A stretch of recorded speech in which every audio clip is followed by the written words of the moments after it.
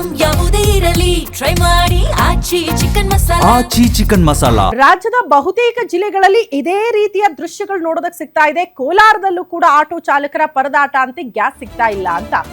ಈಗ ತಕ್ಕಮಟ್ಟಿಗೆ ಕಮರ್ಷಿಯಲ್ ಸಿಲಿಂಡರ್ಗಳು ಸಿಗ್ತಾ ಇದೆ ಅಂತ ಹೋಟೆಲ್ ಮಾಲೀಕರು ಹೇಳ್ತಾ ಇದ್ರು. ಅದರ ಬಳಿಕ ಆಟೋ ಚಾಲಕರ ಸರದಿ ಅನ್ನೋ ರೀತಿಯಲ್ಲಿ ದೃಶ್ಯ ನೋಡೋದಕ್ಕೆ ಸಿಗ್ತಾ ಇದೆ. ಕೋಲಾರದಲ್ಲಿ ರಾತ್ರಿ ಪೂರ್ತಿ ಕೂಡ ಗ್ಯಾಸ್ಗಾಗಿ ಕಾದು ನಿಂತಿದ್ದಾರಂತೆ ಆಟೋ ಚಾಲಕರು. 2 ದಿನಗಳಿಂದ ಮೆಹಬೂಬ್ ಬಂಕ್ ನಲ್ಲಿ ನೋ ಸ್ಟಾಕ್ ಬೋರ್ಡ್ ನೋಡೋದಕ್ಕೆ ಸಿಗ್ತಾ ಇದೆ. ರಾತ್ರಿ ಒಂದು ಲೋಡ್ LPG ಬಂದಿದ್ದಕ್ಕೆ ಚಾಲಕರೆಲ್ಲ ಮುಗಿ ಬಿದ್ದಿದ್ದಾರೆ. ನಾ ಮುಂದು ಸಿಗುತ್ತಾ ಸಿಗಲ್ವಾ ಅನ್ನುವಂತ ಆತಂಕ ಸಹಜವಾಗೇ ಇತ್ತು. ಬಂಕ್ನ 2 ಕಡೆ 4 ಕಿಲೋಮೀಟರ್ ತನಕ ಕೂಡ ಆಟೋಗಳು ಕಾದ್ ನಿಂತಿದೆಯಂತೆ. ಪ್ರತಿ ಆಟೋಗೆ ಕೇವಲ 200 ರೂಪಾಯಿ ಮಾತ್ರ ಗ್ಯಾಸ್ ತುಂಬಿ ಕಳಿಸ್ತಿದಾರಂತೆ ಸಿಬ್ಬಂದಿ. ಯಾಕಂದ್ರೆ ಎಲ್ಲರಿಗೂ ಆಗ್ಬೇಕಲ್ಲ, ಇಲ್ಲ ಗಲಾಟೆ ಆಗ್ಬಿಡುತ್ತೆ, ಕಂಟ್ರೋಲ್ ಮಾಡಕ್ಕಾಗಲ್ಲ. ಬಂಕ್ ಪಕ್ಕದಲ್ಲೇ ಆಟೋಗಳನ್ನ ನಿಲ್ಲಿಸ್ಕೊಂಡು ಪಾಪ ಅಲ್ಲೇ ಮಲ್ಕೊಂಡ್ಬಿಟ್ಟಿದಾರಂತೆ ನೋಡಿ ಆಟೋ ಚಾಲಕರು. ಸಾಲುಗಟ್ಟಿ ವಾಹನಗಳು ನಿಂತ್ಕೊಂಡಿರುವಂತಹ ದೃಶ್ಯ.